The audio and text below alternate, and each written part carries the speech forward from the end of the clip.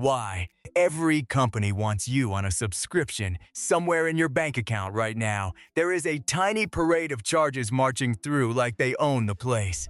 $9.99 here, $14.99 there, $6.99 for an app you downloaded during a moment of hope, $12.99 for a service you were definitely going to use after the free trial.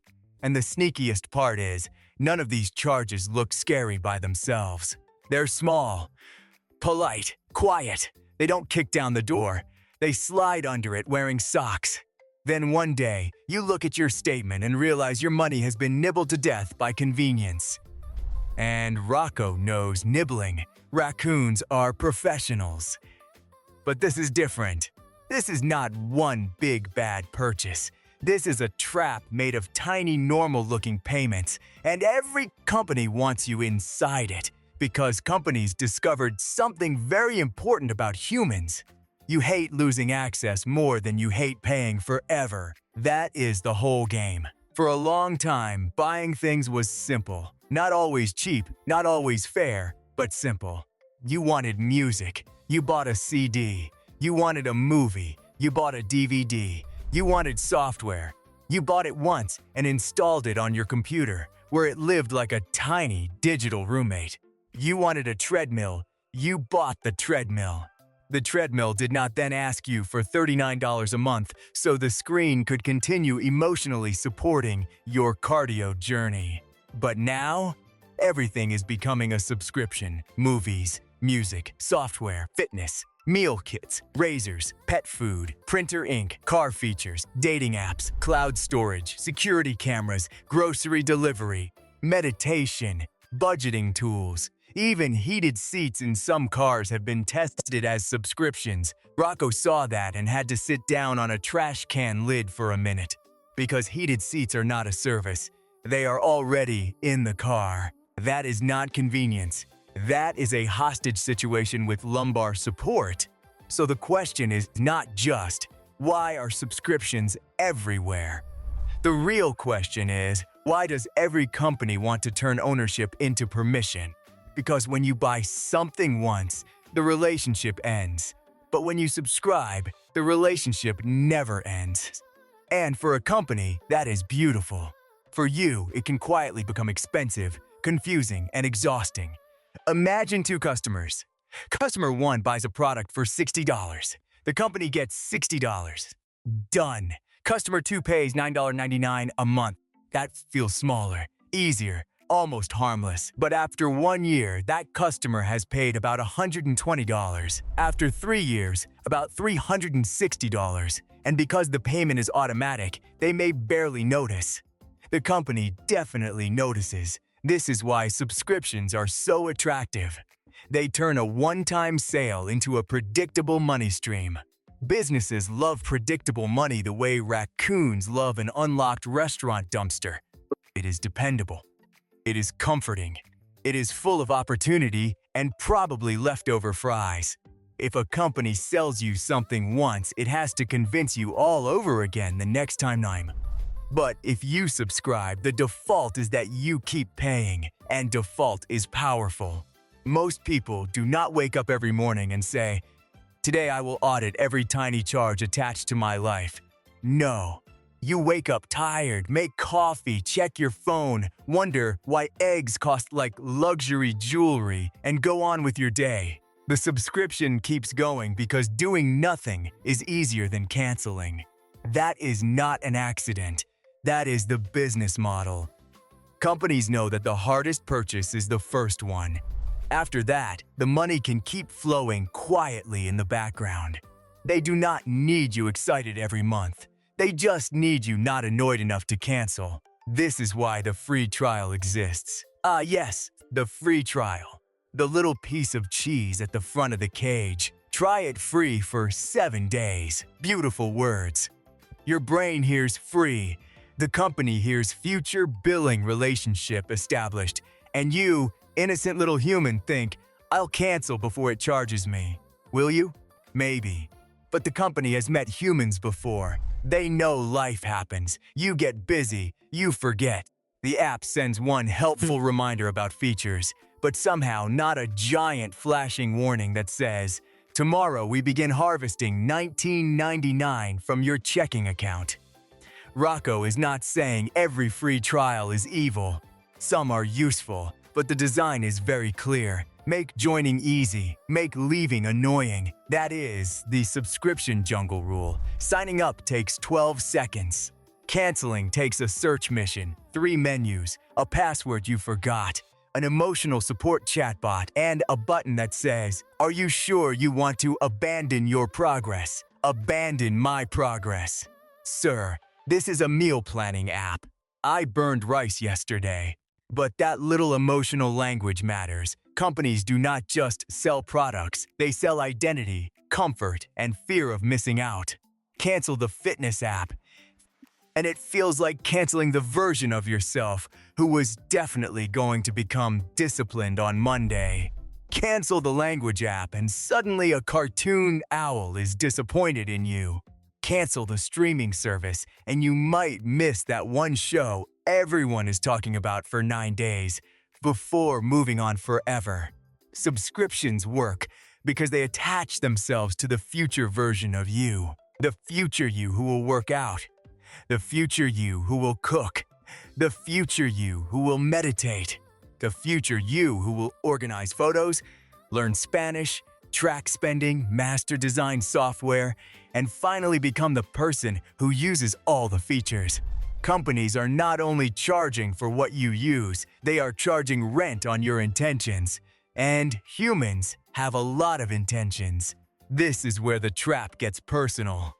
A subscription often does not feel like spending. It feels like keeping an option open. You are not using the gym membership much, but you might. You are not watching that streaming service this month, but there's a new season coming. You are not using the productivity app, but canceling it feels like admitting you are not currently productive. So the charge stays, not because it is valuable today, because it represents a possible tomorrow. This is not a bargain. This is cheese inside a cage. And the cage has push notifications. Now, to be fair, subscriptions are not automatically bad. Some subscriptions are genuinely great. If you listen to music every day, a music subscription can give you more value than buying albums one by one. If you use design software for work, paying monthly may make sense because you need updates, storage, and support. If a service saves you time every single week, that can be worth it. The problem is not that subscriptions exist. The problem is that everything wants to become one, even when it should not. There is a big difference between paying for ongoing value and paying forever because a company discovered you forgot to cancel. Ongoing value means the service keeps doing something useful for you. Subscription creep means your life slowly fills up with payments that no longer match your actual behavior. That is how people end up paying for 5 entertainment platforms while still saying there's nothing to watch. Rocco has reviewed the numbers. The trash is organized. And companies are pushing this model because ownership has limits. If you own something, you control it. If you subscribe, the company controls access. That access can change. Prices can rise. Features can move to a higher tier. Ads can appear where there were no ads before. The service you liked can get worse, but your payment continues unless you notice and leave. That is a very different relationship. When you buy a chair, the chair does not send you an email saying, "Starting next month, sitting will include ads unless you upgrade to Chair Premium." But digital services can do things like that. They can change the deal after you are already comfortable. And comfort is the soft blanket wrapped around the trap. Once your photos are in one cloud service, switching feels stressful. Once your playlists are built, leaving feels annoying. Once your team uses one work platform, changing tools feels like moving offices during a thunderstorm.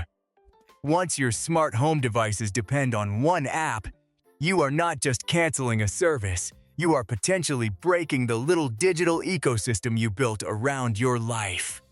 This is called lock-in. Plain English, leaving becomes painful, not impossible, just painful enough that you keep paying. And that pain is profitable. The more your life depends on the service, the more power the subscription has over you. That is why companies want to become part of your routine, not just something you buy, something you depend on. Your music in the morning, your map in the car, your shows at night, your files at work, your groceries on Sunday, your workout streak, your home security, your kids' learning app, your budget tracker, your entire digital nest. And once a company is inside your habits, it does not have to fight for your attention the same way. It becomes infrastructure, a fancy word for stuff you feel like you cannot live without. Raccoon translation, they moved into the walls. This is why subscriptions are everywhere. Companies are not just chasing money. They are chasing predictability, control, and habit. Predictability means they can tell investors, look, people pay us every month. Control means they can change prices and features over time. Habit means you stop questioning the charge because it becomes part of normal life. And normal life is where expenses go to hide. Nobody panics over $8.99. Nobody calls a family meeting over $4.99. Nobody says, children, gather around. We must discuss the cloud storage. But add them up, and suddenly your budget has a mysterious leak. Not a dramatic explosion, a leak. And leaks are dangerous because they feel small until the floor is ruined. This is where subscriptions hit hardest for regular people. Not because one subscription destroys you, because modern life already has so many fixed costs: rent, insurance, car payments, phone bills, internet, groceries, healthcare, gas, debt, utilities. Then, subscriptions layer themselves on top like financial confetti. A little entertainment subscription because life is stressful. A delivery subscription because you are tired. A work app because everyone uses it. A storage plan because your phone is full. A fitness app because health matters. A kids app because parents are exhausted. A premium version because the free versions is basically a haunted billboard. Each one has a reason. That is what makes it tricky. Bad spending is easy to judge when it looks silly, but subscriptions often attach to real needs: convenience, stress relief, time savings, connection, health, security. That does not mean they are all worth it. It means you have to look carefully, because the subscription economy loves tired people. When you are tired, you pay for convenience. When you are overwhelmed, you pay to simplify. When you are anxious, you pay for control. When you are bored, you pay for escape. When you are lonely, you pay for connection. And none of that makes you weak. It makes you human. Companies know this. They study it. They package it. They put a clean app icon on it and charge monthly. Humans invented convenience, then made it cost $14.99 a month. So what do? You do not need to cancel everything and go live in a tree with Rocco. Although the tree market is competitive now too. Probably a branch maintenance subscription. What you need is a better question. Do not ask, is this subscription cheap? Ask, does this subscription earn its place every month? That changes everything. Cheap things can still waste money if they provide no real value. Expensive things can be worth it if they save time, make money, reduce stress, or improve life consistently. The key word is consistently, not someday, not ideally, not when the perfect version of you wakes up at 5 a.m. and becomes a productivity legend. Right now, in your real life, with your real schedule, with your real energy. Rocco's survival rule is simple. If you would not sign up for it again today, it probably does not deserve to keep billing you. That one question cuts through the fog. Would I choose this again today? Not last year. Not during the free trial. Not when I had big plans and a fresh notebook today. If the answer is no, cancel it. Not as punishment. Not as failure, as cleanup. Because money is not just numbers. Money is stored effort. Every subscription is a tiny claim on your future work. That $9.99 is not just $9.99. It is a small piece of time you already spent or will have to spend earning it back. And when too many companies claim little pieces of your future, you start feeling trapped without knowing why. Your paycheck arrives already spoken for. Your bank account looks busy, but not free. You work, the money comes in, and then a dozen little digital raccoons run off with it before you can make a plan. Rocco does not approve of unauthorized raccoon behavior. So once in a while, you need a subscription audit. Not a dramatic financial cleanse, just a calm review. Open your bank statement. Look at every recurring charge. Ask 3 questions. Do I use this? Does it improve my life enough to justify the cost? Would I subscribe again today? If it passes, keep it. No guilt. If it fails, cancel it. No speech. No goodbye ceremony. No, maybe I'll need it later. If you need it later, you can come back later. That is the funny thing about subscriptions. They are always waiting with open arms and a billing page. You are not closing a door forever. You are taking back control of the door. And that is the deeper point. The subscription economy trains people to rent more and own less. Sometimes that is practical, but if you are not paying attention, it can also make life feel like nothing is fully yours. Your entertainment is rented, your software is rented, your storage is rented, your access is rented, even your convenience is rented. And when everything is rented, everything can be taken away, changed, upgraded, limited, or repriced. That does not mean you should reject modern life. It means you should move through it with your eyes open. Use subscriptions when they serve you. Drop them when they start feeding on you. Because companies will always prefer a world where you pay forever. Your job is to decide where forever actually makes sense. That is the difference between convenience and a cage. And Rocco knows a trap when he sees one. If this helped you see the monthly charges a little more clearly, like the video, subscribe to Rocco Explains It, and comment what modern life trap Rocco should investigate next. A subscription should make your life easier, not quietly become another mouth to